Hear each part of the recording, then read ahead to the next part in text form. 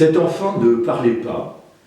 Ses parents étaient des gens bien, équilibrés, affectueux, soucieux d'une bonne éducation.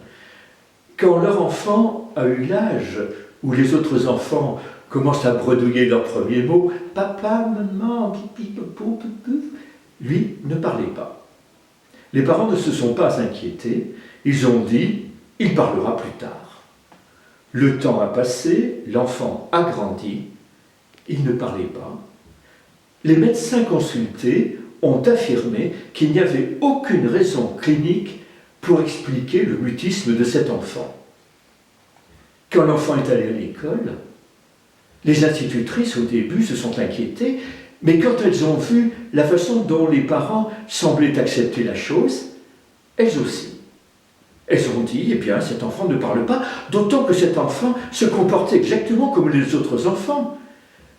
Il mangeait, il buvait, il pleurait, il jouait comme les autres enfants, et même, il montrait une curiosité et une intelligence particulièrement développées.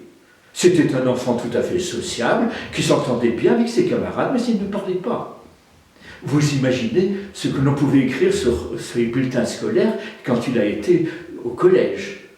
Excellent résultat à l'écrit, mais on n'entend pas le son de sa voix, n'ouvre jamais la bouche.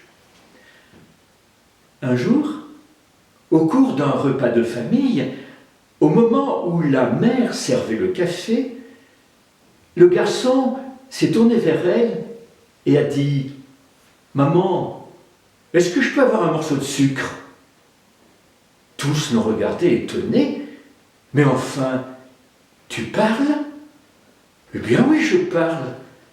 Mais enfin, pourquoi n'as-tu rien dit depuis toutes ces années ?» Jusqu'à présent, tout était tellement parfait qu'il n'y avait rien à dire.